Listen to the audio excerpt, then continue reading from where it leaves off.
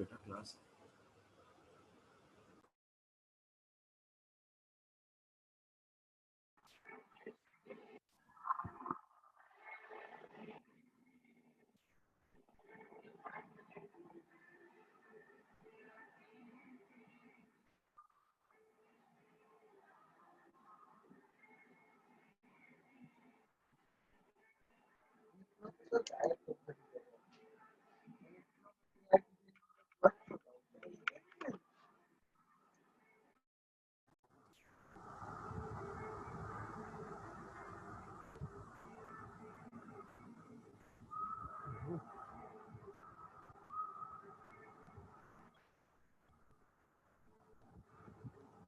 हम ऐसा कि दो जल्दी। अरे यार तुम बवाली ले लो, हम दो ले तो ना।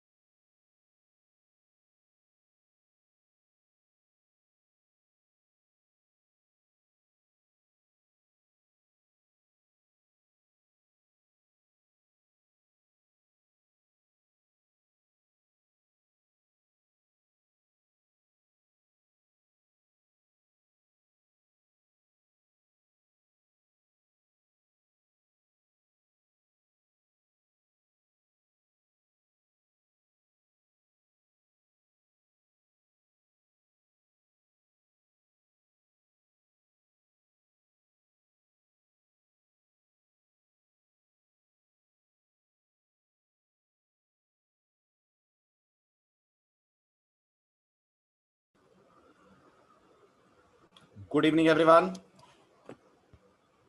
Audio, video clear? Can you hear me? Am I audible? Good.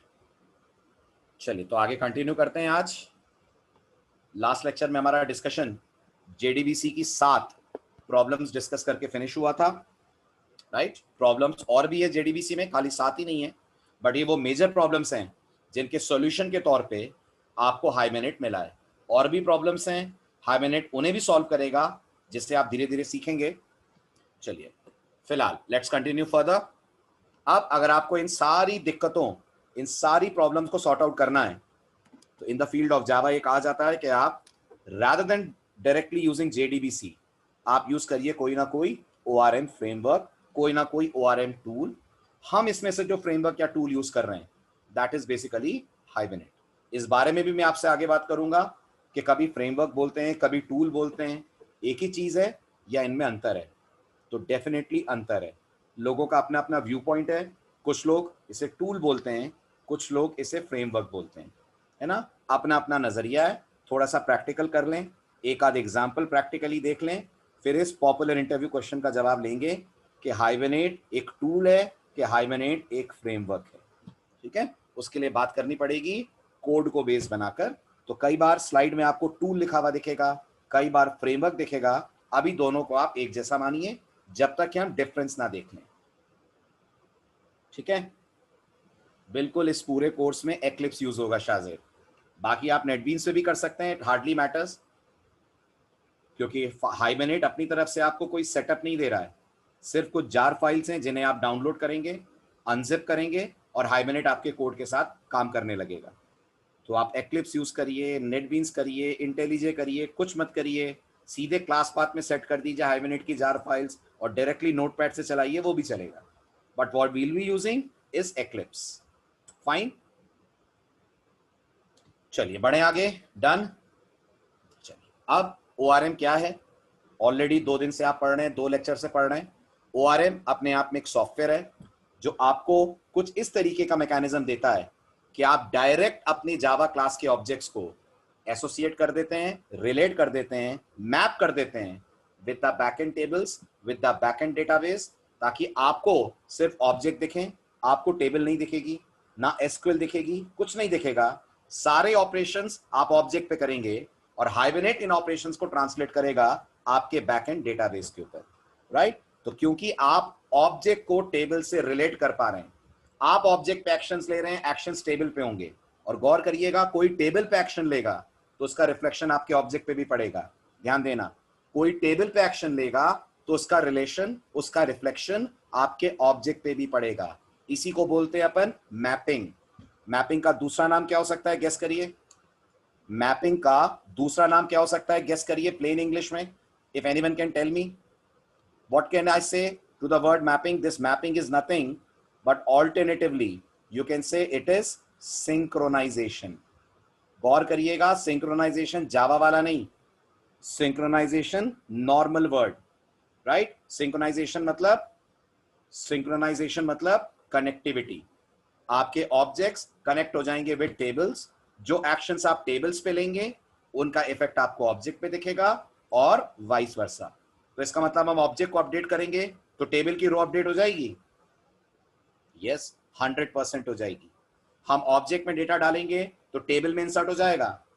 हो जाएगा। आप जो ऑपरेशंस ऑब्जेक्ट पे करेंगे, बैकएंड पे हाइबरनेट फ्रेमवर्क उनकी एसक्यूएल क्वेरीज जनरेट करके उन्हें ट्रांसलेट करेगा आपकी टारगेट टेबल पे।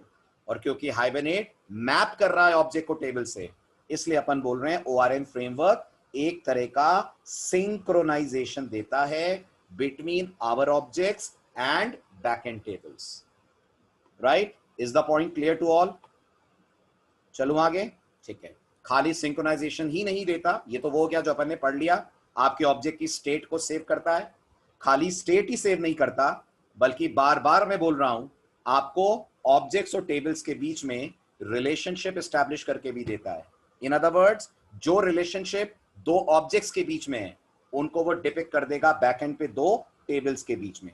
जैसे इस वक्त अगर आप नोटिस करें तो कस्टमर और बैंक अकाउंट, इनमें एक तरह से पेरेंट चाइल्ड की रिलेशनशिप है, या अगर पेरेंट चाइल्ड नहीं भी है तो आप इसे कॉम्पोजिशन भी अगर मानते हैं तो कुछ रिलेशनशिप तो इन दोनों के बीच में है। या तो बैंक अकाउंट के अंदर कस्टमर का ऑब्जेक्ट होगा या कस्टमर में बैंक अकाउंट होगा, जैसा भी आप डिजाइन तैयार करें, बट इसका रिफ्लेक्शन आपको आपके बैकएंड पे हाइबरनेट दिखा देगा। जब हाइबरनेट इस पर्टिकुलर कस्टमर या बैंक अकाउंट के ऑब्जेक्ट को सेव करेगा तो करस्पॉन्डिंगली दूसरे ऑब्जेक्ट को भी सेव करेगा। अपन मानते हैं कस्टमर का बैंक अकाउंट है, ये ज्यादा रेलिवेंट, इजी लगेगा। कैन आई से a customer has an account? Can I say this? Customer का अकाउंट है, राइट? एक कस्टमर का एक अकाउंट, यस। तो ये हो गया 1-to-1 रिलेशनशिप। और जब 1-to-1 रिलेशनशिप में कस्टमर का आप ऑब्जेक्ट बनाओगे, आप हाइबरनेट को कस्टमर का ऑब्जेक्ट दोगे, कस्टमर के अंदर बैंक अकाउंट का भी ऑब्जेक्ट होगा। चेक करिए, इधर सेव होगा कस्टमर, उधर बैकग्राउंड में कस्टमर के साथ साथ बैंक अकाउंट भी सेव हो जाएगा। अगर आप यही काम जेडीबीसी में करते तो आप 2 एसक्यूएल क्वेरीज लिखते? बताइए। अगर आपने जेडीबीसी अच्छे से पढ़ा होगा तो वहां बैच अपडेट्स यूज होते हैं। ये काम करने के लिए आप बैच अपडेट्स यूज करते। एक इंसर्ट चलता कस्टमर पे, एक इंसर्ट चलता बैंक अकाउंट पे।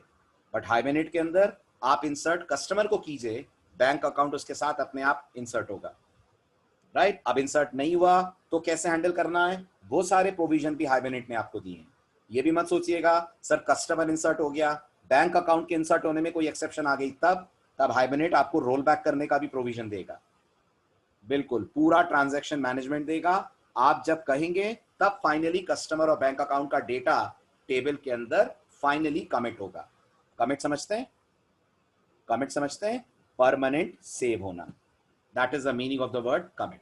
तो all mapping, all relations between tables and objects, सब कुछ आपके लिए मेंटेन करेगा हाइबरनेट। ठीक है, अब आते हैं हाइबरनेट के वो यूनिक 12 फीचर्स जो आपको पता होने चाहिए किसी भी इंटरव्यू में ये बोलने से पहले कि आपको हाइबरनेट आता है या आप हाइबरनेट पे काम करना जानते हैं, राइट? जितना जरूरी इसका प्रैक्टिकल पार्ट है, उतना ही जरूरी ये एक्सप्लेन कर पाना है कि हाइबरनेट में क्या क्या स्पेशलिटीज हैं एज कंपेयर टू जेडीबीसी। ठीक है, फिर जब आप स्प्रिंग पढ़ेंगे तब हम बात करेंगे इनसे भी आगे के फीचर्स आपको स्प्रिंग देता है। जो हाइबरनेट नहीं दे पाता है। चलिए, हाइबरनेट का पहला feature, Hibernate free and open source software है। आई थिंक सभी समझ रहे होंगे इस बात का मतलब क्या है, राइट? हाइबरनेट जिस कंपनी ने डिजाइन करा है, you know the name of the company? The name of the company is red hat. Originally किसी और कंपनी का प्रोडक्ट था, उसके बाद रेड हैट ने इसको परचेस करा और रेड हैट ने इसको फ्री ऑफ कॉस्ट हम लोगों के लिए डेवलप करके दिया है। हम लोग मतलब हम डेवलपर्स के लिए। तो अगर आप किसी कमर्शियल प्रोजेक्ट पे भी काम कर रहे हैं तो आपको हाइबरनेट के लिए कुछ भी पे करने की जरूरत रेड हैट को नहीं है। This means it is free. आप इसे फ्रीली डाउनलोड करिए, कोई लाइसेंसिंग फी आपको नहीं देनी। जावा की देनी पड़ती है। अगर जावा अब 2020 में कमर्शियली यूज होगी तो आपको देनी पड़ेगी लाइसेंसिंग फी। यस, जावा की देनी पड़ेगी, लेकिन हाइबरनेट की देने की जरूरत आपको नहीं है। That means it is free. And I think open source भी आप जानते होंगे, बहुत ही कॉमन वर्ड है। ओपन सोर्स मतलब हाइबरनेट का पूरा सोर्स कोड रेड हैट ने वेबसाइट पे दिया हुआ है। अगर आप इस लेवल का अंडरस्टैंडिंग रखते हैं तो आप उस सोर्स कोड को डाउनलोड करके उसके अंदर का कोड पढ़कर अपनी जरूरत के मुताबिक उसको कर सकते हैं कस्टमाइज। जैसे एंड्रॉइड ओपन सोर्स है, एंड्रॉइड अपने आप में ओपन सोर्स है, गूगल ने उसका सोर्स कोड अवेलेबल कराया हुआ है, बिल्कुल। और आप रिकॉल करिए, जितनी एंड्रॉइड बनाने वाली, एंड्रॉइड डिवाइसेस बनाने वाली कंपनी है, सब अपने अपने हिसाब से उस सोर्स कोड को मॉडिफाई करती हैं, और तभी आपको सबका होम स्क्रीन, सबके फीचर अलग अलग दिखते हैं ना। बेसिक ऐप याद करिए, सब में सेम होती हैं, फेसबुक, जीमेल सब में मिलेगा, लेकिन जो उनकी अपनी एप्स होती हैं वो आपको दूसरे मोबाइल पे नहीं मिलेंगी। This is because Android is also an open source software, right? ऐसे ही हाइबरनेट ओपन सोर्स है। You are fully allowed to make changes in the source code of the Hibernate, अगर आप उस लेवल पे जाकर चेंज करना चाहते हैं तो। Second, another technical feature, please ध्यान से इस डिस्कशन को सुनिएगा, ये टोटली इंटरव्यू फोकस्ड है। Second, Hibernate is a lightweight interface. Anyone can tell me what is the meaning of the word lightweight? जल्दी बताइए, गेस करिए। Any guess, any guesses? Lightweight मतलब फटाफट। लाइटवेट का मतलब हाइबरनेट के लिए आपको कोई सर्वर डाउनलोड और इंस्टॉल करने की जरूरत नहीं पड़ती है। यह कंपेयर करा जा रहा है हाइबरनेट को जावा डबल ई के साथ। अगर जावा डबल ई आप यूज करना चाहते हैं तो कोई ना कोई सर्वर डाउनलोड होगा, जैसे कि टॉमकैट, जैसे कि जेबॉस, जैसे कि वेबलॉजिक। खाली डाउनलोड ही नहीं होगा, इंस्टॉल भी होगा। होगा, खाली इंस्टॉल ही नहीं होगा, सर्वर कॉन्फ़िगर भी करना पड़ेगा आपको, पोर्ट नंबर सेट करना, यूआरएल सेट करना, सब आप करेंगे। हाइबरनेट में ऐसा कुछ नहीं करना। सिर्फ हाइबरनेट की एक जिप फाइल है जिसे आप डाउनलोड करेंगे, अनजिप करेंगे तो उसकी जार मिलेगी, और उस जार को जब आप यूज करेंगे तो डायरेक्टली आप आपके प्रोग्राम के अंदर उस जार फाइल के क्लासेस और इंटरफेसेस को यूज कर लेंगे, बिल्कुल वैसे जैसे, कंप्लीट करिए, जैसे आपने जेडीबीसी में ड्राइवर्स यूज करे होंगे। क्या आपने जेडीबीसी के ड्राइवर्स यूज करने के लिए कुछ इंस्टॉल करा अपने कंप्यूटर में? नहीं। कोई सर्वर डाला? नहीं। आपने सिर्फ ड्राइवर की जार फाइल डाउनलोड करी, जार फाइल को क्लास पाथ में सेट करा, और आपने ड्राइवर्स को अपने प्रोग्राम के अंदर यूज कर लिया। जैसे ड्राइवर्स यूज होते हैं, ऐसे ही यूज होती है हाइबरनेट की जिप फाइल। और हाइबरनेट की जिप फाइल को अगर आप चेक करें तो 65 MB आपको उसकी फाइल की साइज मिलेगी। 65 MB जावा के लिए कुछ भी नहीं है। जहां जावा के प्रोजेक्ट्स, जावा के डेटाबेसेस, जावा के कोड्स कई कई गीगाबाइट तक एक्सटेंड करते हैं, ये सिर्फ 65 MB में आपको अपना काम करके देता है। तो number one, hibernate installable software है कि नहीं है? नहीं है। हाइबरनेट कोई इंस्टॉलेबल सॉफ्टवेयर नहीं है। हाइबरनेट सिर्फ डाउनलोड होगा और क्लास पाथ में सेट होगा। क्लास पाथ में भी सेट कब करेंगे? जब आप आईडी के बिना काम कर रहे हैं। अगर आईडी यूज कर रहे हैं तो एक्लिप्स में वो बिल्ड पाथ हो जाएगा। करते हैं ना एक्लिप्स में बिल्ड पाथ अपन, आप एक्लिप्स में बिल्ड पाथ करेंगे, इसकी जार फाइल वहां पर अवेलेबल हो जाएगी और आप इसको डायरेक्टली कर लेंगे यूज। तो किसी तरह का कंटेनर, जिन लोगों ने जावा डब्ल्यू पढ़ी है, आप लोगों ने कंटेनर सुना है? सर्वलेट कंटेनर, जेएसपी कंटेनर, कुछ नहीं होता हाइबरनेट में ऐसा। That is why we say Hibernate is a lightweight framework. बताइए, आया समझ? दोनों property clear? Free and open source as well as lightweight. ठीक है, अब आते हैं number 4। Hibernate is portable also. Any guesses? Portability मतलब? जल्दी जल्दी, एनी गेसेस? पोर्टेबिलिटी मतलब बहुत ध्यान से सुनिएगा, ये मत सोचिएगा पोर्टेबिलिटी मतलब विंडोज का लिनक्स पे चल जाएगा, वो जावा के लिए। हाइबरनेट की बात समझिए, हाइबरनेट के लिए इंपॉर्टेंट डेटाबेस है ना? तो इमेजिन करिए आपने आपके घर पे MySQL के अंदर हाइबरनेट को यूज करा, आई मीन टू से हाइबरनेट के थ्रू MySQL से कनेक्ट करके डेटा सेव करा। कल को जब आप किसी कंपनी में ज्वाइन करते हैं तो वहां ओरेकल यूज हो रही होती है, तो आपने जो भी ऑब्जेक्ट्स हाइबरनेट के अंदर बनाए, आप बताइए आप टेबल्स के ऑब्जेक्ट बनाएंगे कि क्लासेस के ऑब्जेक्ट बनाएंगे? क्लासेस के बनाएंगे ना, टेबल को तो नहीं बनाएंगे आप, राइट? टेबल के तो जेडीबीसी रिजल्ट सेट बनाता था, आप तो क्लासेस के ऑब्जेक्ट बनाएंगे। तो आपकी जावा क्लास को कोई फर्क नहीं पड़ेगा अगर आपके लैपटॉप पे वो MySQL से बात कर रही है और वही जावा क्लास कंपनी में जाकर या प्रोडक्शन में जाकर इंटरैक्ट करने लगेगी ओरेकल से। सेम टू सेम कोड जो आपके लैपटॉप पे MySQL से कनेक्टिविटी दे रहा है, बिल्कुल वो का वो कोड आपको कनेक्टिविटी ऑफर करेगा ओरेकल से। आपको अपनी .java फाइल में जरा भी चेंज नहीं करना पड़ेगा। करना कहां पड़ेगा? .xml फाइल में करना पड़ेगा। .xml फाइल क्यों? क्योंकि रिकॉल करिए, हाइबरनेट कहीं तो आपसे डेटाबेस की डिटेल्स लेता होगा ना, अपने मन से तो नहीं सोचता होगा ना कि MySQL से कनेक्ट होना है कि ओरेकल से कनेक्ट होना है। भले ही आप उसे जावा में ना बताएं, बट किसी दूसरे तरीके से तो बताएंगे ना कि आप ओरेकल से कनेक्ट होना चाहते हैं कि MySQL से होना चाहते हैं। वो दूसरा तरीका XML होता है। चिंता मत कीजिएगा, XML इस क्लास में अपन पढ़ेंगे, अगले लेक्चर तक अपन XML फाइल्स पे पहुंचेंगे तो मैं आपको बताऊंगा कैसे आप इन्हें यूज कर सकते हैं। दूसरा तरीका, एनोटेशंस के थ्रू भी आप हाइबरनेट को इन्फॉर्म कर सकते हैं कि आप किस बैकएंड से होना चाह रहे हैं कनेक्ट।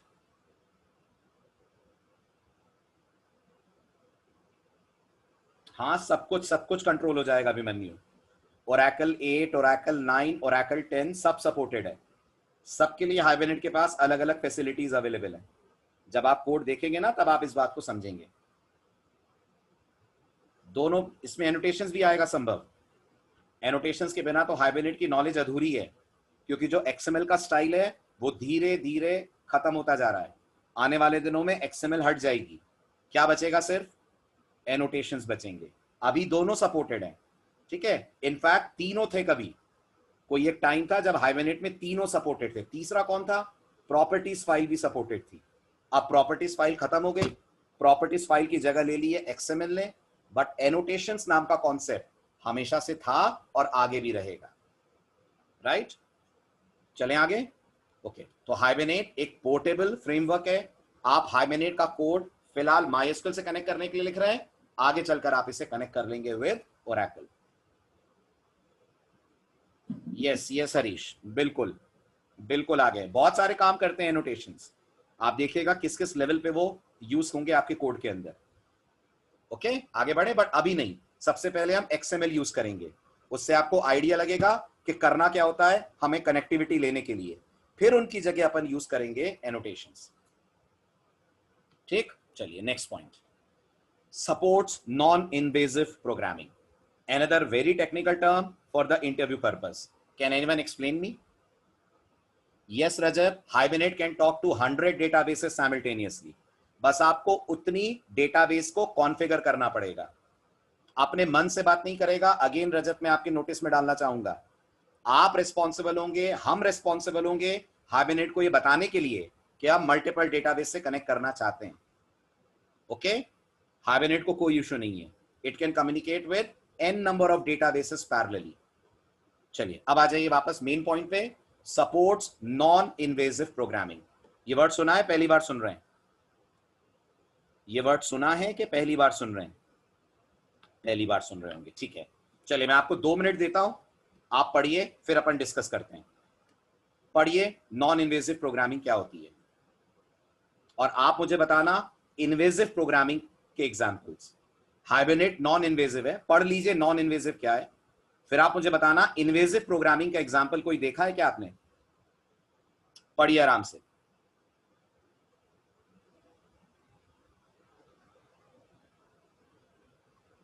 कोई बात नहीं, नहीं सुना है, अब सुनिए, खूब सुनेंगे आप ये word.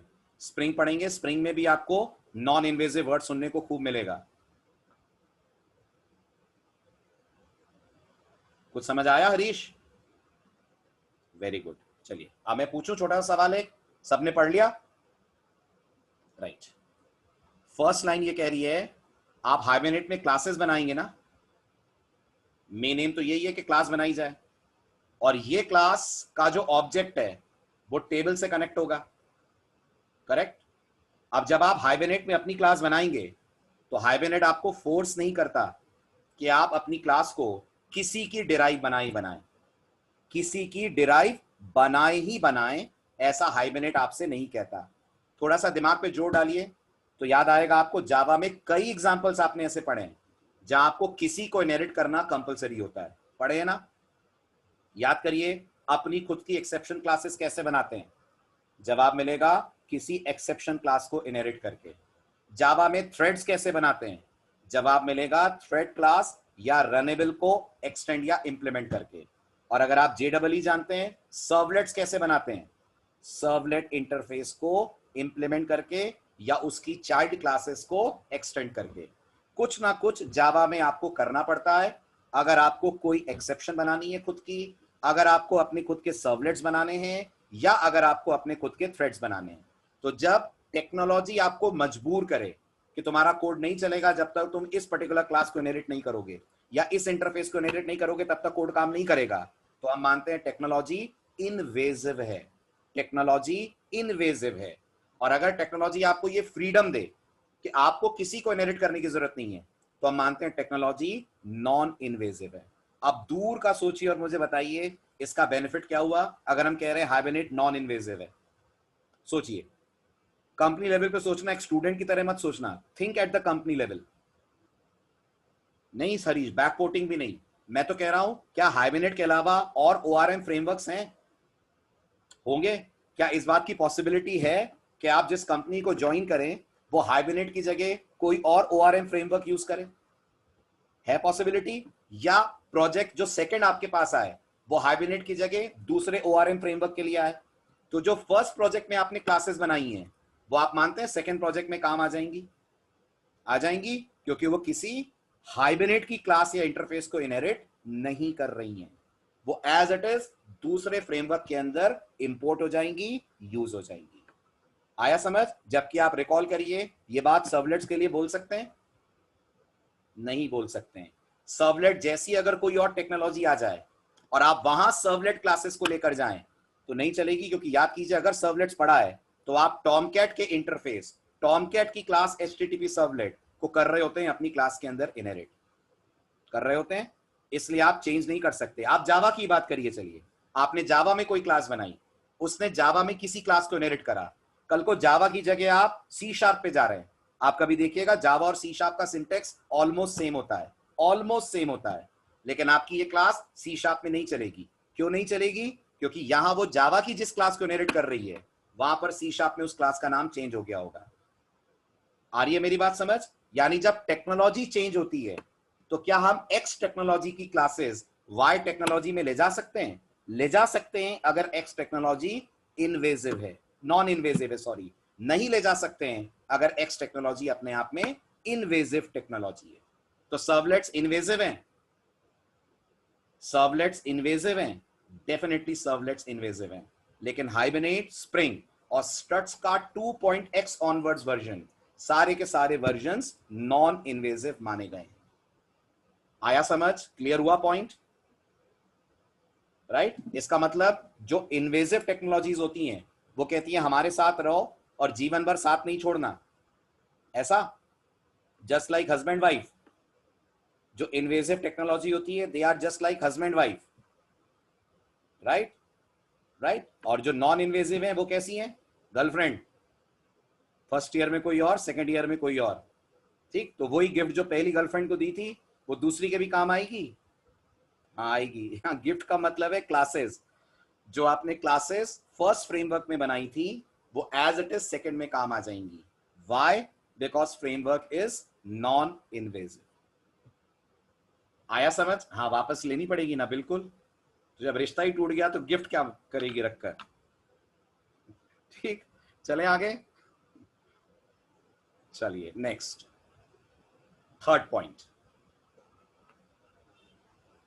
We can use C programming, और नहीं वो अलग है, वो अलग है गौरव, वो अलग चीज है। जब आप जावा में सी के फंक्शंस कॉल करते हो तो आप कॉल करते हो, इनहेरिट नहीं करते हो। समझ रहे हो? यहां अपनी स्लाइड दोबारा पढ़ो, एक वर्ड आ रहा है यहां पर, गौर से देखो गौरव, क्या वर्ड आ रहा है?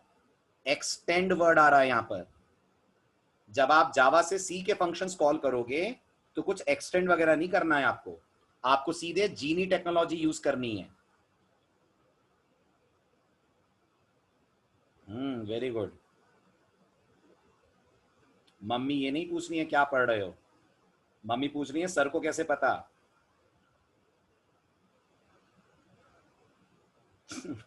चलिए आगे बढ़ते हैं।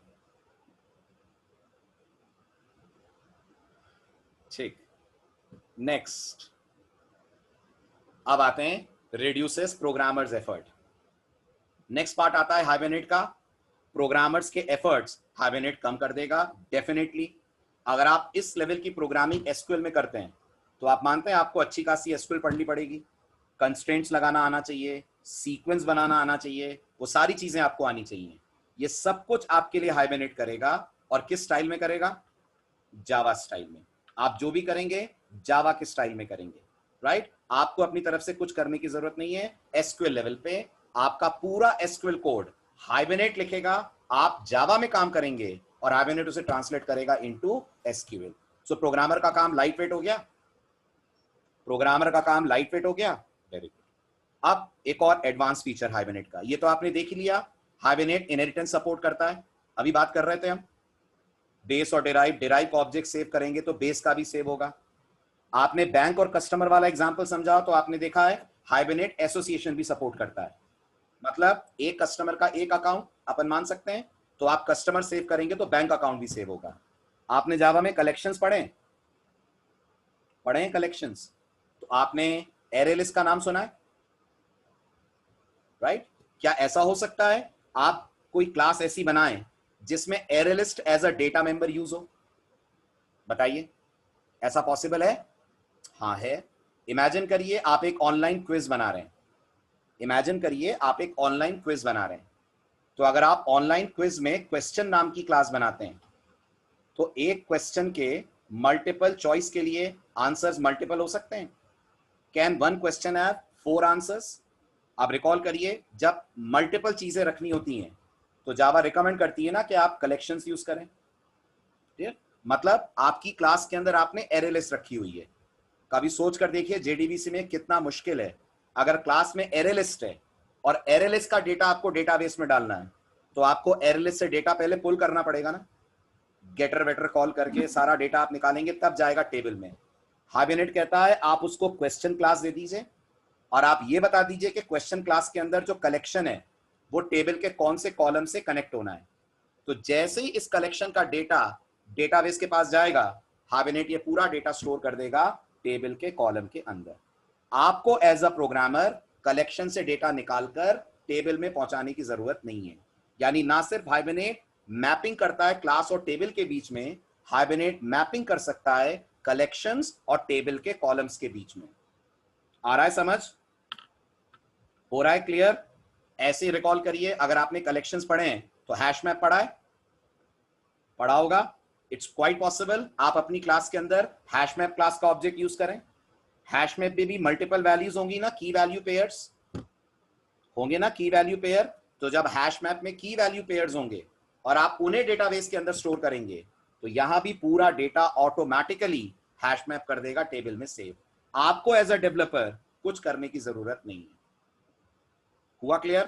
तो जो 3 पॉपुलर कलेक्शंस हैं आई होप सबने सुने होंगे, लिस्ट, सेट और मैप।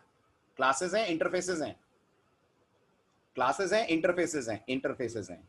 इनकी जो डिराइव क्लासेस हैं, array list, link list, set की hash set, tree set, map की हैश मैप, इन सब को आप अपने हाइबरनेट कोड के अंदर डायरेक्ट टेबल से कर सकते हैं कनेक्ट।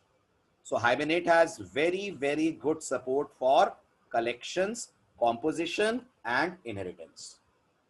Getting the point? और जब आपका प्रोजेक्ट बनेगा, प्रोजेक्ट कॉम्प्लेक्स होगा, तो शायद ही कोई प्रोजेक्ट ऐसा बने जिसमें आप कलेक्शंस यूज ना कर रहे हो। मानते हैं हर प्रोजेक्ट बहुत डेटा प्रोसेस करेगा और जहां डेटा प्रोसेसिंग आ जाएगी वहां कोई नहीं चाहेगा प्रोसेसिंग के लॉजिक्स खुद लिखें। हर डेवलपर चाहेगा कलेक्शंस यूज करे और hibernate is at your service कि वो आपके कलेक्शन को टेबल के अंदर सेव कर पाए। ठीक है, feature number 6। Feature number 7, no checked exception. मुझे फटाफट चैट में टाइप करके दीजिए जावा में what is a checked exception और जावा में what is an unchecked exception. फटाफट जरा एक एक लाइन में आंसर दीजिए। Very good.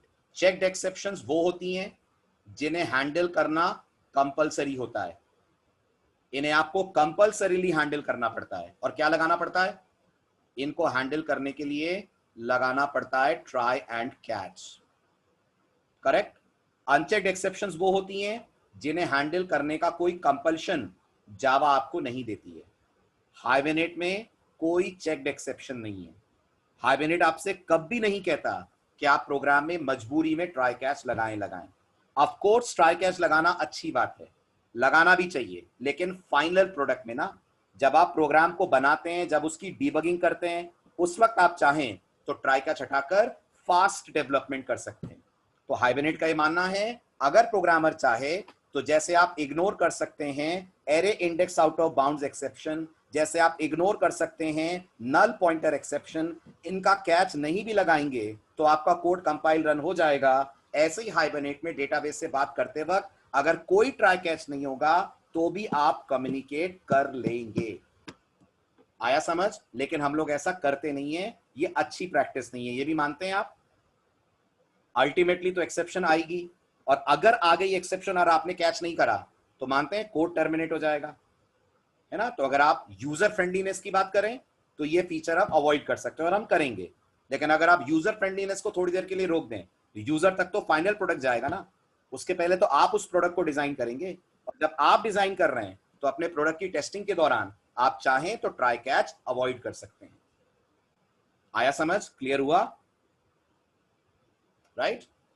चलिए नेक्स्ट फीचर आप पढ़ लीजिए। हाइबरनेट एक्चुअल में करता क्या है? कहने को जरूर है कि हाइबरनेट में चेक्ड एक्सेप्शंस नहीं है, लेकिन अगर आप मेरी बात समझ रहे हो लास्ट लेक्चर वाली, हाइबरनेट खुद जेडीबीसी से बात करता है ना, और जेडीबीसी में एसक्यूएल एक्सेप्शन होती है और एसक्यूएल एक्सेप्शन चेक्ड एक्सेप्शन होती है, राइट। तो एक्चुअल में हाइबरनेट उस एसक्यूएल एक्सेप्शन को कन्वर्ट कर देता है चेक्ड से अनचेक्ड में। पढ़ेंगे अपन जब आगे चलकर हाइबरनेट में एक्सेप्शन की डिटेल्स पढ़ेंगे तो, ठीक है। और एक अच्छी बात मैंने आपको बताई थी, जेडीबीसी में हर प्रॉब्लम के लिए एक ही एक्सेप्शन है ना, एसक्यूएल एक्सेप्शन। हाइबरनेट में अलग अलग प्रॉब्लम्स के लिए अलग अलग एक्सेप्शंस हैं। जैसे अगर प्राइमरी की कंस्ट्रेंट वायलेट हो रहा है, प्राइमरी की जानते हैं? प्राइमरी की जानते हैं आप? प्राइमरी की का मतलब टेबल का कोई एक ऐसा कॉलम जिसमें ये कंडीशन लगा देते हैं कि इसका डेटा यूनिक होगा और इसमें डेटा आएगा ही आएगा जब रिकॉर्ड इंसर्ट होगा। वरना याद करिए बाय डिफॉल्ट तो ओरेकल या माइस्क्वेल नल रखते हैं ना कॉलम्स में, बट प्राइमरी की नल नहीं रखता। अब अगर आपने कोई कोड ऐसा लिखा हाइबरनेट में जो प्राइमरी की यानी सेम रोल नंबर के 2 स्टूडेंट्स के रिकॉर्ड डाल रहा है, तो अगर आप जेडीबीसी जानते हैं तो वहां आएगी एसक्यूएल एक्सेप्शन, हाइबरनेट में आएगी कंस्ट्रेंट वॉयलेट एक्सेप्शन। आ रही है बात समझ में? क्या कंस्ट्रेंट वॉयलेट नाम पढ़कर समझ आ रहा है कि आपके प्रोग्राम में कहीं कंस्ट्रेंट्स वॉयलेट हो रहे हैं? कहीं ऐसा हो रहा है कि आप कंस्ट्रेंट के अगेंस्ट जा रहे हैं? अगेन जब आप कोड की डीबगिंग करेंगे तो एक्सेप्शन का नाम देखकर पता लग जाएगा कोड में आपने कहां क्या गलती कर दी है। वरना जेडीबीसी में तो सब टाइम यही सोचते रहते हैं हर एक्सेप्शन एसक्यूएल एक्सेप्शन है तो प्रॉब्लम आ क्यों रही है। हुआ क्लियर? समझ आया? बिल्कुल बिल्कुल वृष्टि, डीबगिंग इजी भी है और डीबगिंग ज्यादा क्लियर आपको बताती है पॉइंट ऑफ एरर या एरर किस कारण से है। आ रहा है समझ? आपको जेडीबीसी में डीबग करना है तो कैच लगाना पड़ेगा ना, और कैच के अंदर प्रिंट स्टैक ट्रेस भी कॉल करना पड़ेगा, तब जाकर कहीं पता चलेगा। और आप ये भी याद करिए जो एरर मैसेजेस आते हैं वो जेडीबीसी के नहीं होते हैं, वो डेटाबेस के होते हैं, और जिसको डेटाबेस की नॉलेज है वही समझ सकता है। जैसे ओरेकल अगर आपने करी हो तो ओरेकल के हर एरर मैसेज में ORA और एक माइनस में नंबर आता है, ORA -732, ORA -1796। जिसको ओरेकल नहीं पता वो बेचारा कैसे समझेगा ये एरर नंबर क्या डिनोट कर रहा है, जबकि हाइबरनेट जो आपको एरर मैसेज देगा वो अपनी तरफ से देगा। आ रहा है समझ? तो जो एक्सेप्शन मैसेजेस होंगे वो ज्यादा फ्रेंडली होंगे एज अ डेवलपर आपके लिए। तो डीबगिंग ना सिर्फ इजी है, डीबगिंग ज्यादा प्रिसाइज वे में कर पाएंगे आप। हुआ क्लियर? आगे बढ़ूं? चलो नेक्स्ट फीचर, ऑटोमेटिक प्राइमरी की जनरेशन। आई डोंट थिंक ये फीचर मुझे समझाने की जरूरत है, हम पहले भी सेमिनार में बात कर चुके हैं। हमने एक स्टूडेंट नाम की टेबल बनाई, उस स्टूडेंट नाम की टेबल के अंदर, चलिए स्टूडेंट छोड़िए, थोड़ी सी और रियलिस्टिक लेते हैं। हमने एक टेबल बनाई जो टेस्ट पेपर के क्वेश्चंस रख रही है, राइट? अब मुझे बताइए, जब मैं जावा से क्वेश्चन का ऑब्जेक्ट भेजूंगा तो मैं चाहूंगा ना कि क्वेश्चन का नंबर अपने आप जनरेट होता जाए। मैं सिर्फ क्वेश्चन सेट करूं, अब ये क्वेश्चन 1 है कि ये क्वेश्चन 2 है, ये अपने आप जनरेट हो। जेडीबीसी में इसको करने का कोई डिफॉल्ट मैकेनिज्म नहीं है, ये काम डेटाबेस लेवल पे हैंडल होता है। बात हुई थी अपनी, कैसे होता है जल्दी बताइए? बात हुई थी, यस। आप इस काम को ओरेकल में करते हैं तो करते हैं using something which is called sequence. जिन्होंने ओरेकल पढ़ी है वो जानते होंगे। आपने अगर इस काम को MySQL में करा है तो आप इसको करते हैं यूजिंग ऑटो इंक्रीमेंट। आप सोचिए, इतनी एसक्यूएल आनी भी तो चाहिए कि अपन सीक्वेंस या ऑटो इंक्रीमेंट समझ पाए। नहीं आती है तो फिर ये क्वेश्चन नंबर ऑटोमेटिक जनरेट कैसे होगा? इसके लिए हाइबरनेट कहता है आपको कुछ करने की जरूरत नहीं है। हाइबरनेट के पास, याद रखिएगा, सिलेबस का टॉपिक है हमारा, there is something called generator. आया नाम समझ में आपको? जेनरेटर। और नाम से अंदाजा लगाइए क्या करता होगा? ये जनरेट करता होगा। क्या जनरेट करता होगा? प्राइमरी की वैल्यूज। तो आप इसको बता दीजिए कौन से कॉलम के लिए वैल्यू जनरेट करनी है। ये अपने आप जैसा लॉजिक बोलेंगे उस लॉजिक पे जनरेट कर देगा वैल्यूज। ये भी समझ रहे हैं? जैसा लॉजिक बोलेंगे, आप बोलेंगे वैल्यूज एक एक से बढ़ा के जनरेट करो तो एक एक से बढ़ा के जनरेट करेगा। आप कोई मैथमेटिकल फॉर्मूला देंगे तो उस फॉर्मूले के बेस पर क्वेश्चन नंबर जनरेट होंगे। जैसे मैं चाहता हूं सारे क्वेश्चन नंबर प्राइम नंबर हो तो एक question number prime number generate करके देगा। आया समझ? These are generators in Hibernate, जिसमें कोई डेटाबेस की नॉलेज की जरूरत नहीं है। आप ऑटोमेटिक प्राइमरी की अपने कोड के थ्रू जनरेट कर पाएंगे। और आप कहेंगे ओरेकल से सीक्वेंस बुला लो तो ये ओरेकल में जाकर सीक्वेंस बनाकर उस सीक्वेंस के थ्रू जनरेट कर देगा प्राइमरी की वैल्यूज। आप बस बता दीजिए जनरेट कैसे करना है। हुआ क्लियर?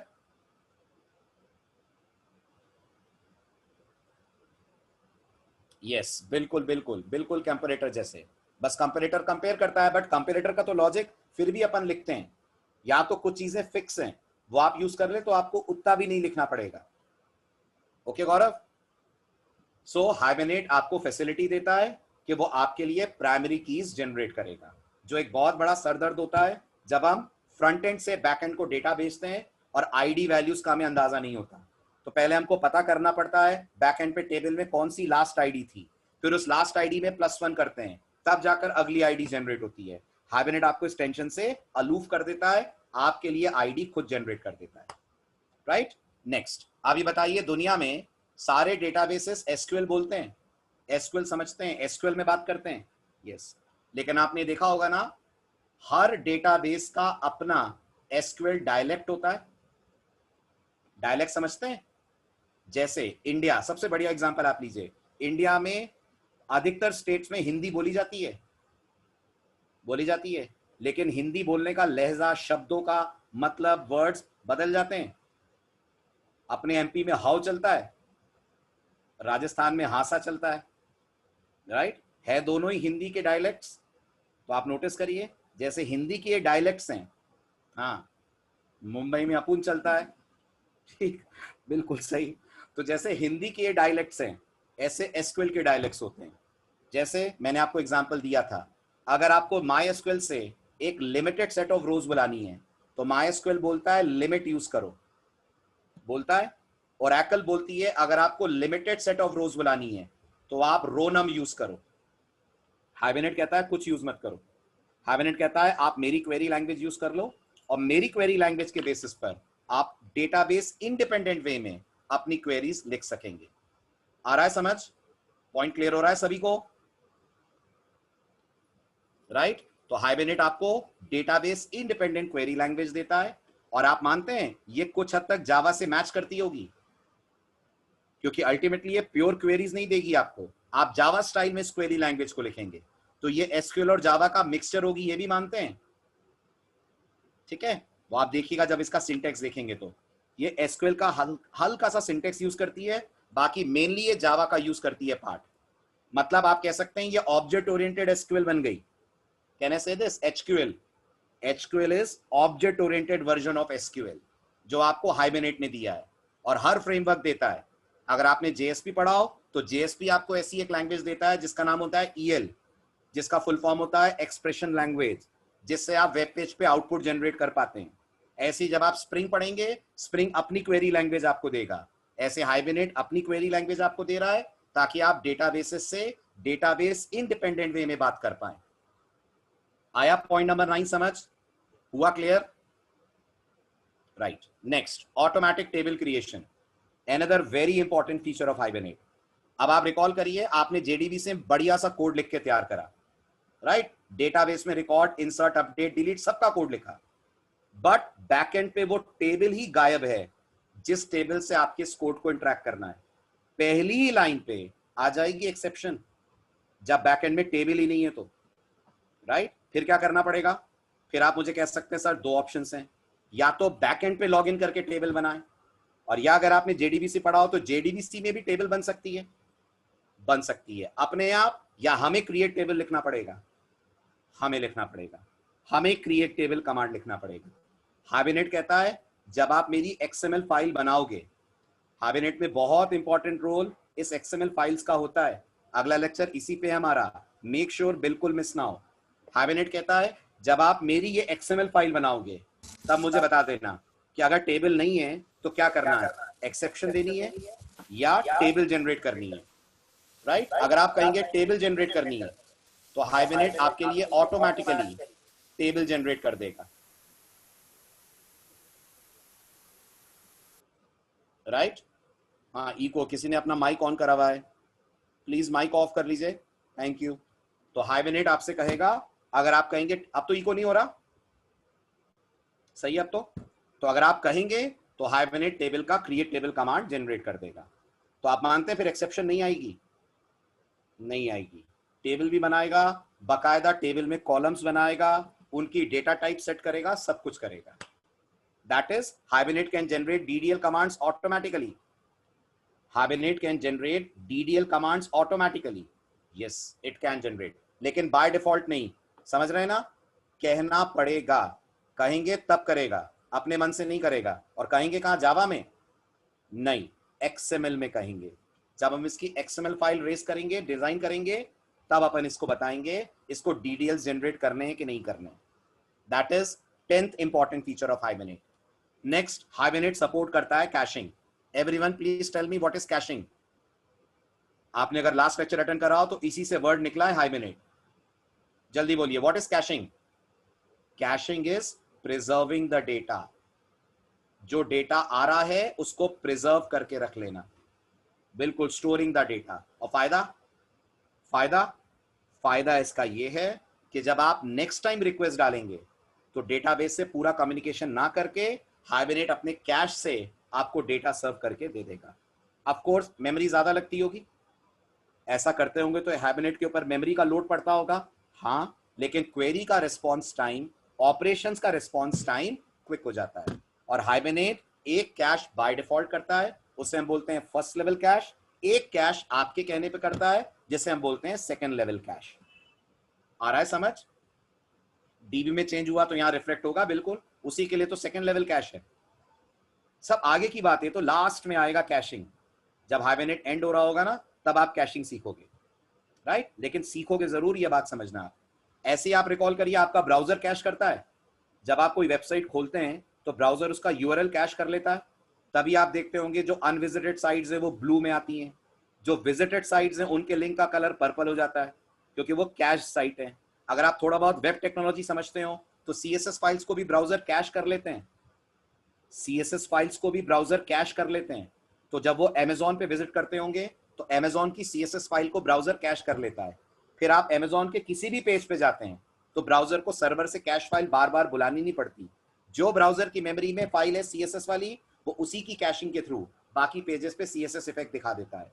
कुल मिलाकर अपन ये मान सकते हैं जो टर्न अराउंड टाइम है, जो रेस्पॉन्स टाइम है, वो घट जाएगा बिकॉज ऑफ कैशिंग, राइट? और अगर आपको पसंद नहीं आता है तो आप कैशिंग मना कर सकते हैं। इसलिए हाइबरनेट कैशिंग भी आपको कॉन्फ़िगर करने का ऑप्शन देता है। हुआ क्लियर? राइट? जेडीबीसी में ऐसी कोई कैशिंग होती है? नहीं होती है। आप कुछ कैश नहीं कर सकते, बस आप ये कर सकते हो कि डेटाबेस से जो डेटा आ रहा है वो आप अपनी एरे लिस्ट में रख लो। जैसे एक बढ़िया सा एग्जांपल सोचिए, आप एक ऑनलाइन टेस्ट जेडीबीसी में इसका कोड लिख रहे हैं। आप सोचिए डेटाबेस से क्वेश्चंस आप एक ही बार फेच करके लाएंगे। जब बंदा टेस्ट दे रहा होगा तो आप एक ही बार क्वेश्चंस ले आएंगे। आप सोचिए उन क्वेश्चंस को आपको एरे लिस्ट में डाल के रखना पड़ेगा, ताकि जब वो नेक्स्ट बटन दबाए तो एरे लिस्ट से अगला क्वेश्चन सर वो बार बार डेटाबेस से ना बुलवाया जाए। हाँ कि ना? क्योंकि रिजल्ट सेट का लूप तो सारे क्वेश्चन एक ही बार में उठा लेगा, राइट? लेकिन हाइबरनेट कहता है ऐसा कुछ करने की जरूरत नहीं है। खुद हाइबरनेट वो सारे क्वेश्चंस को कैश में रखेगा, ठीक है? और क्वेश्चन जैसा एग्जांपल अगर आप समझें, ऑनलाइन टेस्ट जैसा एग्जांपल समझें, तो वहां तो एप्लीकेशन के बाद डेटाबेस चेंज भी नहीं होगा ना। तो बढ़िया है ना कैशिंग का होना। ऐसा थोड़ी है कि पेपर के चलते में क्वेश्चन बदल जाएंगे। सोचिए एक बार जो पेपर सेट हो गया, through out the duration of the examination वो पेपर के क्वेश्चन तो सेम रहेंगे ना। ऑर्डर बदल सकता है उनका, किसी का क्वेश्चन नंबर 1 किसी दूसरे का क्वेश्चन नंबर 4 बन सकता है, बट ऐसा थोड़ी है कि क्वेश्चन चेंज ही हो जाएंगे, राइट? आ रहा है समझ? So this is Hibernate's caching benefit. Last but not the least, Hibernate support करता है pagination. Anyone can give me an example of pagination? कोई बताएगा क्या होता है? आप रोज देखते हैं, आप रोज पेजिनेशन का इफेक्ट देखते हैं। Yes yes yes, perfect answer. Recall करिए, जब आप गूगल पे कुछ सर्च करते हैं तो गूगल लाखों रिजल्ट जनरेट करता है ना आपकी सर्च क्वेरी के लिए, लेकिन आपको एक बार में 10 रिजल्ट दिखाता है ना। फिर जब आप नेक्स्ट पे क्लिक करते हैं या 2 पे क्लिक करते हैं तो अगले 10 आते हैं, right? This is called pagination. तो आप इमेजिन करिए, आप ई कॉमर्स की कोई वेबसाइट बना रहे हैं, यूजर ने सर्च मारा मोबाइल फोन्स, डेटाबेस से 1500 मोबाइल फोन्स की लिस्ट आई। अब ये 1500 मोबाइल फोन यूजर को कैसे दिखाएंगे? तो सोचिए, लॉजिक आपको लिखना पड़ेगा ना। अगर 10-10 के दिखाने हो, खुद सोचिए, अगर एक बार में 10 दिखाने हैं तो आपको लॉजिक लगाना पड़ेगा। कुछ मॉड वॉड करेंगे, कुछ इफ एल्स लगाएंगे, ताकि लूप एक बार में 10 बार ही चले। वो काम हाइबरनेट आपके लिए ऑटोमेट कर देगा बाय यूजिंग पेजिनेशन। हुआ क्लियर? तो ज्यादा यूजर फ्रेंडली तरीके से आप डेटाबेस के रिजल्ट्स शो कर सकते हैं, राइट? और ये सब कुछ आपको पढ़ना है, ये सब हमारे सिलेबस का पार्ट है।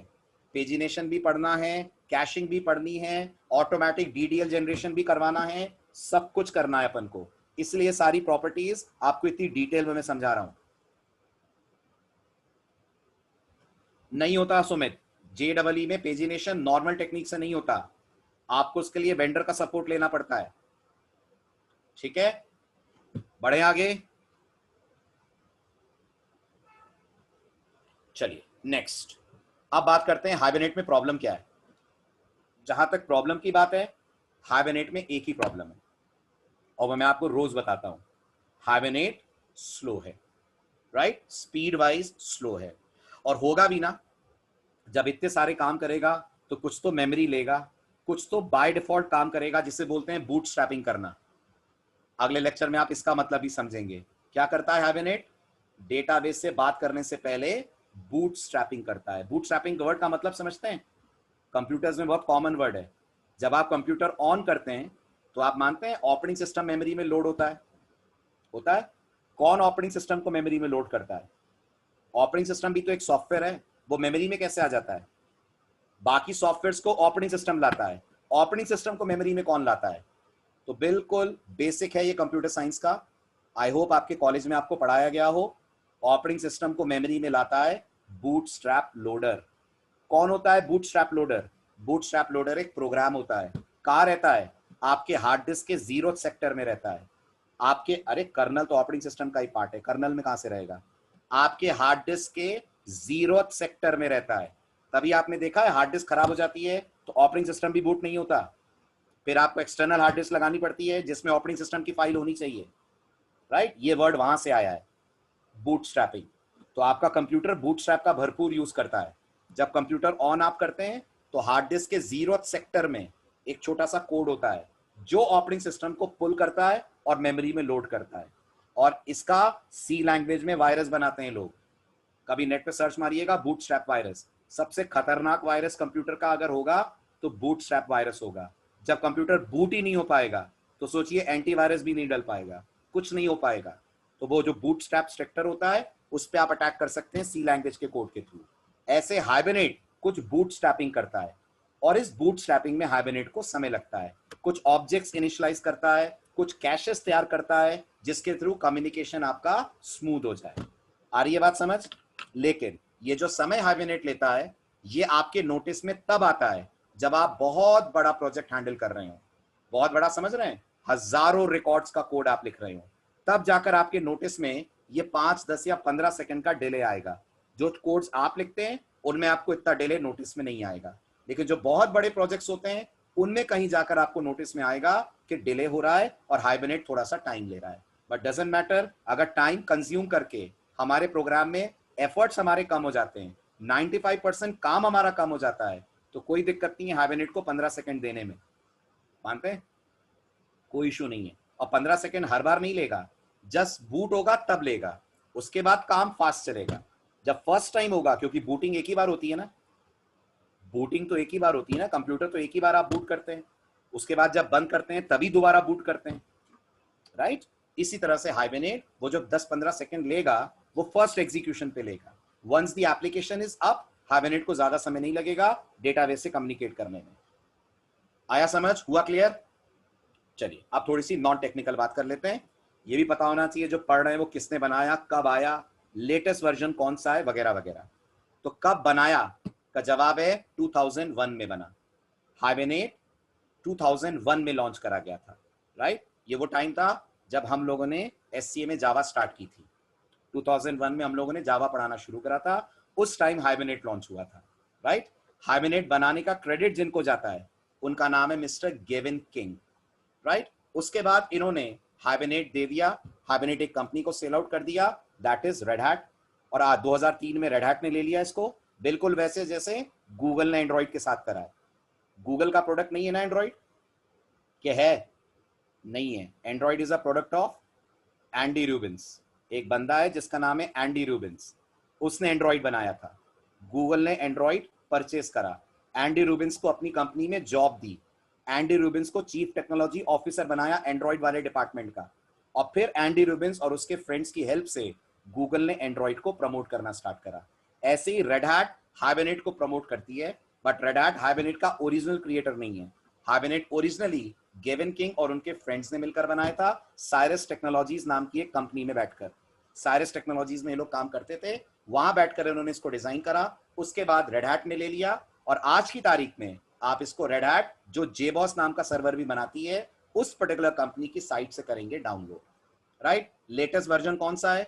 लेटेस्ट स्टेबल वर्जन अभी लॉन्च हुआ है 30 अप्रैल को, और 5.4.15 है, लेकिन एक प्रीव्यू रिलीज भी आ चुका है और वो हाइबरनेट का 6.0 वर्जन है। फर्क समझते हैं ना प्रीव्यू और स्टेबल में? फर्क समझते हैं प्रीव्यू और स्टेबल में? स्टेबल मतलब सारी एरर्स वगैरह दूर हो गई हैं और आप इसे सीधे प्रोडक्शन में डेवलपमेंट में यूज कर सकते हैं। प्रीव्यू का मतलब आप डेवलपमेंट में यूज करिए, लेकिन कोई गारंटी नहीं है कि फाइनली ये सही परफॉर्म करेगा कि नहीं करेगा, अभी इसकी टेस्टिंग चल रही है। तो हम कौन सा यूज करेंगे? ऑब्वियस बात है 5.4.15।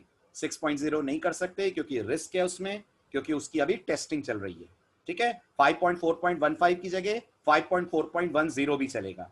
बहुत ज्यादा चेंज 5.4.15 और 10 में नहीं है, राइट? आया समझ? हुआ क्लियर? तो ये हाइबरनेट की हिस्ट्री। ऑफिशियल साइट hibernate.org है। org एक्सटेंशन का मतलब समझते हैं? org मतलब नॉन कमर्शियल साइट है। जैसे अगर आप पाइथन के बारे में जानते हो, पाइथन का भी एक्सटेंशन org है, psf.org, ऐसे हाइबरनेट का भी org है। जावा का org है? नहीं, जावा का एक्सटेंशन .com है, जहां से जावा आप डाउनलोड करते हैं। तो जावा कमर्शियल है, हाइबरनेट नॉन कमर्शियल है, इसलिए वेबसाइट का एक्सटेंशन .org आपको मिलेगा। क्लियर? अब ये भी पता होना चाहिए अगर हाइबरनेट नहीं पढ़ते तो फिर क्या पढ़ते? अगर कोई कहता बिना हाइबरनेट के ORM कैसे होगा, तो ये सब हाइबरनेट के नाती रिश्तेदार हैं।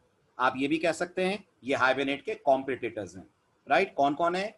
iBetis है, टॉप लिंक है, एक्लिप्स लिंक है, OJB है, राइट? OJB भी एक टेक्नोलॉजी है जो अपेचे ने बनाई है। और सबसे ज्यादा यूज जो हाइबरनेट की जगह पर मार्केट में आपको मिलेंगे वो 3 मिलेंगे। तीनों स्प्रिंग के अंदर आप देखेंगे। One is spring JDBC, Another one is Spring ORM. Third one is Spring Data. सबसे popular Spring Data. Spring JDBC क्या करता है? वो JDBC यूज करके कनेक्टिविटी देता है. Spring ORM क्या करता है? वो हाइबरनेट जैसे फ्रेमवर्क्स यूज करके कनेक्टिविटी देता है. Spring Data क्या करता है? वो दोनों का आपको एक मिक्स देता है. Minimum amount of coding, hibernate से भी कम कोडिंग लिखकर आपको डेटाबेस से कम्युनिकेट कराता है. आपने सुना हाइबरनेट में बूटस्ट्रैपिंग होती है? बोला मैंने अभी एक वर्ड जो आप देखेंगे एक्चुअल में क्या होती है जब कोड लिखेंगे. वो बूटस्ट्रैपिंग आपके लिए स्प्रिंग खुद कर देता है. आ रहा है समझ? तो स्प्रिंग इज मच बेटर अगर स्पीड चाहिए. बट जैसा मैंने कहा, आप डायरेक्टली स्प्रिंग को समझ नहीं सकते. अगर आपको स्प्रिंग के पोटेंशियल समझने हैं तो आपको हाइबरनेट सीखना पड़ेगा. जैसे अगर किसी को जेडीबीसी बिल्कुल नहीं आता है, एबीसीडी भी नहीं आती है, तो आप मानते हैं लेक्चर सब उसके सर के ऊपर से निकल रहा होगा. अगर जेडीबीसी का जे भी नहीं पता तो कुछ नहीं पता चल रहा होगा चल क्या रहा है क्लास में, क्या बातचीत हो रही है, क्या कह रहे हैं सर, कैसे डेटा पुल हो रहा है, कौन डेटाबेस, कौन टेबल. तो जैसे हाइबरनेट पढ़ने के लिए जेडीबीसी के बेसिक्स पता होने चाहिए, ऐसे स्प्रिंग की तरफ जाने के लिए, डेटाबेस इंटरैक्शन के लिए हाइबरनेट पता होना चाहिए. That is the reason we are learning Hibernate before going for Spring. हुआ क्लियर? आगे बढ़ूं? चलिए, अब ये बताने की जरूरत तो नहीं है ना कि हाइबरनेट पढ़ना क्यों जरूरी है. ठीक है, फिर भी सुन लीजिए. इतनी सारी बातें इतने दिन हो गई हैं, फिर भी कई बार मेरे पास क्वेश्चंस आते हैं, तो एक बार मैं ऑफिशियली आपको बता दूं हाइबरनेट पढ़ना क्यों जरूरी है, फ्रेमवर्क पढ़ना क्यों जरूरी है. आप मानते हैं आज भी जावा मार्केट में टॉप 5 में? ये देखिए आपके सामने 2 साल पुरानी रैंकिंग है, ये बता रही है जावा नंबर 1 है. 2020 की रैंकिंग आपको दिखाता हूं. 2020 में भी जावा इस समय, ये टीओबी बहुत रेप्यूटेड फर्म है जो रैंकिंग्स देती है प्रोग्रामिंग लैंग्वेजेस की, और टीओबी का कहना है जावा अभी भी 2020 में नंबर 1 पे है. सबसे ज्यादा प्रोग्रेस पाइथन कर रही है, सबसे ज्यादा सर्च पाइथन पे हो रही है, सबसे ज्यादा लोग पाइथन की तरफ अट्रैक्ट हो रहे हैं. लेकिन मार्केट में प्रोजेक्ट्स अगर देखे जाएं तो गिटहब पे रिपोजिटरी अगर देखी जाए तो अभी भी सबसे ज्यादा आपको जावा की मिलती है. राइट? तो ये कंप्लीट है, जावा अभी भी डोमिनेंट लैंग्वेज बनी हुई है जहां तक एंटरप्राइज एप्लीकेशन, बैंकिंग लेवल की एप्लीकेशन या बड़े प्रोजेक्ट्स को बनाने की बात है. अब अगर आप जावा पे अपना कैरियर देखते हैं तो मैंने आपसे कहा था आपको डेफिनेटली फ्रेमवर्क की तरफ जाना चाहिए. कोई कंपनी आपसे कोर या जावा के बेसिक्स यूज करके प्रोजेक्ट्स डेवलप नहीं कराएगी. हर कंपनी चाहेगी आप कोई फ्रेमवर्क जानते हो, आप किसी फ्रेमवर्क पे काम करना जानते हो, ताकि आप बिजनेस लॉजिक पे ज्यादा फोकस कर पाए और आपका ध्यान उन फालतू के कामों पे, इंफ्रास्ट्रक्चर कोड पे ना रहे जिसके बिना भी काम चल जाता है. जैसे जेडीबीसी में बैठकर ड्राइवर का पाथ ही सेट करते रहो, कनेक्शन का यूआरएल ही सेट करते रहो, आधा टाइम तो उसी में चला जाता है कि नहीं? राइट? ये सब बोलते हैं फालतू का बॉयलर प्लेट कोड जो आपको लिखना पड़ता है. वो सारी चीजें आपके लिए फ्रेमवर्क्स कम कर देते हैं. तो अगर आप एज अ प्रोफेशनल जाना चाहते हैं मार्केट में तो फ्रेमवर्क आपके पास होना चाहिए. और जैसा मैंने कहा hibernate second most popular framework है आफ्टर स्प्रिंग. सब कुछ नहीं करता, लेकिन जो करता है वो बेस्ट तरीके से करता है. ये बात समझ आ रही है? सब कुछ नहीं करता, लेकिन जो करता है वो बेस्ट तरीके से करता है. और स्प्रिंग सब कुछ करता है.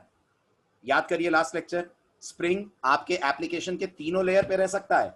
हाँ, स्प्रिंग में प्रेजेंटेशन लेयर भी बनाई जा सकती है, बिजनेस लॉजिक भी लिखे जा सकते हैं, डेटाबेस से इंटरैक्ट भी करा जा सकता है. तो स्प्रिंग तो फ्रेमवर्क ऑफ फ्रेमवर्क है, लेकिन डेटाबेस से इंटरैक्ट करने वाला पार्ट हाइबरनेट के थ्रू भी अगर आप लिखें तो आपको एफिशिएंसी उतनी ही मिलती है.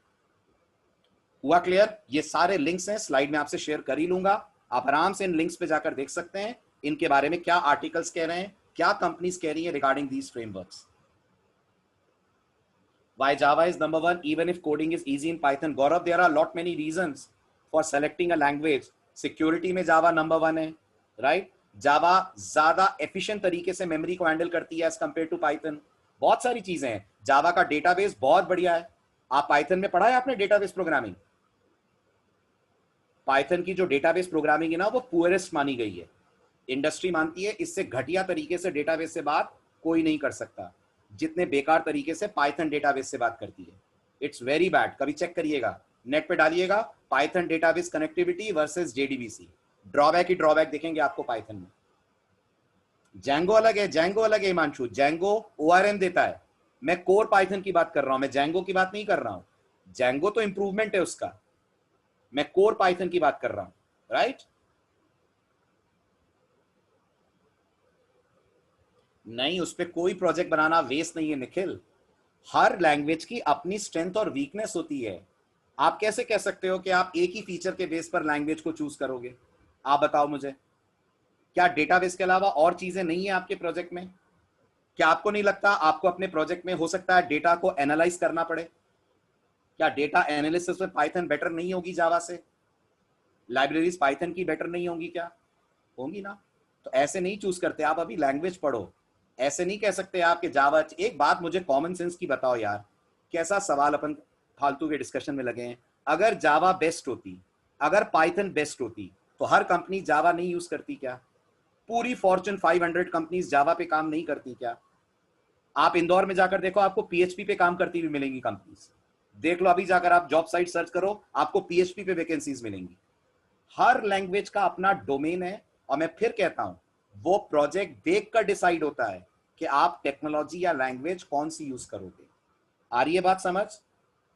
और वो आप अभी नहीं डिसाइड कर सकते हो। पता है उसको डिसाइड करने में कितने साल लगेंगे? जब आप आर्किटेक्ट लेवल पे पहुंचोगे। अभी आप क्या हो? अभी आप डेवलपर हो। फिर आप क्या बनोगे कुछ साल बाद? कुछ साल बाद आप डिजाइनर बनोगे, एप्लीकेशंस डिजाइन करोगे। दिमाग इतना तेज होगा कि आप बता दोगे देखकर कि इनहेरिटेंस लगना है कि कॉम्पोजिशन लगना है, एक्सेप्शन चेक्ड होगी कि अनचेक्ड होगी। इतना एक्सपर्टीज आपको आ जाएगा। और फिर आप आर्किटेक्ट लेवल पे चले जाओगे। आर्किटेक्ट लेवल समझते हो? सर्वर्स बनाने लग जाओगे आप। आपके खुद के हाथ के सर्वर्स बनेंगे। तब जाकर ये इंसाइट आपके दिमाग में आएगा, तब इतना विजन बढ़ेगा कि आप समझ पाए लैंग्वेज कौन सी लेनी है ना। तो घर वाले बोलते हैं ना, बड़ों की बातों में बच्चे नहीं बोलते हैं। ये बड़ों की बातें कि लैंग्वेज कौन सी लेनी है। अभी आप बच्चे हैं, अभी आप लैंग्वेज पढ़िए। मत सोचिए कि मैं कौन सी लैंग्वेज पे जाऊं। कौन पूछ रहा है आपसे? आप बताओ, क्या बहुत एक्सपीरियंस हो गया है आपको इंडस्ट्री का? 5 साल इंडस्ट्री में काम कर लिया है क्या आपने? जो आपसे पूछ लेंगे जावा पे कितना हाथ सेट है, पाइथन पे कितना हाथ सेट है। आप तो जो पढ़ सकते हो पढ़ो, क्योंकि you never know as a fresher आपको क्या उठा के दे देंगे वो कंपनी में। आप पता चल रहे हो जावा पाइथन पढ़ के जा रहे हो, वहां वो दे देंगे आपको पीएचपी। कोई भरोसा नहीं है। इसलिए आप अपना बेस इतना अच्छा करो कि जितनी पॉपुलर लैंग्वेजेस हैं वो आपके बैग में हो, आपको आती हो, ताकि कोई दिक्कत ना जाए ट्रांजिट करने में। अब समझ आया? अब ये सवाल नहीं पूछना, ठीक है? यही है कि मम्मी अच्छी है कि पापा। अरे भाई दोनों अच्छे हैं, दोनों का प्यार चाहिए, दोनों का सपोर्ट चाहिए। यस और नो? राइट। चलिए बढ़े आगे। अब ये आपके लिए वैकेंसीज की लिस्ट आप चेक करिए। ये स्क्रीनशॉट्स हैं जॉब साइट्स के, सिर्फ आपको दिखाने के लिए मैंने इसमें रखे हैं। खुद आप भी सर्च कर सकते हैं। नोटिस करिए जॉब मार्केट कितना बदला है। 0 साल का एक्सपीरियंस भी अगर आपको है तो भी कंपनी एक्सपेक्ट करती है कि आपके पास हाइबरनेट स्प्रिंग की नॉलेज होनी चाहिए। और मैं ज्यादा दूर क्यों जाऊं, मैं आपको एससीए को जो मेल मिली है वो दिखाता हूं मैं आपको। हमारे पास सॉफ्टवेयर कंपनी से मेल आती है कि आप लोग जावा पे बच्चों को ट्रेन करते हैं, हमें इस प्रोफाइल के जावा फ्रेशर्स चाहिए। देखिए मैं आपको एक कंपनी की मेल पढ़ा रहा हूं, पढ़िए आप। कंपनी का नाम है paradise technologies, USA based company है। इन्होंने हमें मेल भेजा था, ठीक है। अनफॉर्चुनेटली हम सर्व नहीं कर पाए, क्योंकि जिस वक्त मेल आया उस वक्त बैच नहीं था हाइबरनेट का। कोई बैच खत्म हो चुका था, काफी टाइम हो चुका था, डेटा था नहीं हमारे पास। देखिए मैंने हाईलाइट करा हुआ है। वो स्पेशली डिमांड कर रही है company spring and hibernate for 0 year experience student. और ऐसे भी आप मान सकते हैं हमारे पास कंपनी आएगी तो फ्रेशर के लिए ही आएगी। तो जब कंपनीज इंस्टीट्यूट्स को अप्रोच कर रही हैं आजकल, इसलिए कि उन्हें लोग नहीं मिल रहे हैं, अच्छे बंदे नहीं मिल रहे हैं टेक्नोलॉजीज पे काम करने के लिए। तो नोटिस करिए, एज अ फ्रेशर भी कंपनीज कह रही हैं you should have good command on spring, hibernate and object oriented concepts. कहीं आपको जावा का जीयूआई दिख रहा है? इस पूरी मेल में पढ़िए, कहीं दिख रहा है स्विंग आना चाहिए, एपलेट आना चाहिए? कुछ नहीं कह रही है। Pure object oriented programming. Maven पढ़ेंगे अपन, मैविन पढ़ेंगे अपन शाहजेब। मैविन एक टूल है जो आपके लिए डिपेंडेंसीज मैनेज करता है, वो पढ़ेंगे अपन, ठीक है? आया समझ? तो आप 2 सवाल बिल्कुल नहीं पूछना, हाइबरनेट जरूरी क्यों है और जावा अच्छी के पाइथन, दोनों के जवाब मैंने दे दिए, राइट। चलिए अब मिलते हैं नेक्स्ट लेक्चर में। आइए परसों, परसों और टेक्निकल डिस्कशन होगा। क्या पढ़ेंगे परसों बताइए? XML, हाइबरनेट के अंदर काम कैसे करते हैं, क्या स्टेप्स होते हैं, कौन कौन सी फाइल्स बनती हैं, और उसमें 2 सबसे important file XML files. Yes yes yes, बिल्कुल at the end of the course. Harish 40 lectures मैंने कैलकुलेट करा है, around 40 to 45, minimum 40 max 45 fine. pom.xml Maven में बनेगी, मेवन में बनेगी ने नमन, मेवन की फाइल है ये, राइट। हरीश तब कैलकुलेट कर लो आप 3 days अ वीक के हिसाब से, I think 3 months, 3 or 4 months around. ठीक है, डेज बढ़ सकते हैं अगर तो मैं बढ़ा दूंगा, थोड़ा सा ड्यूरेशन कम हो जाएगा। ठीक है, स्प्रिंग भी इतने का ही है 45, राइट। ठीक है, चलो बाय बाय, टेक केयर।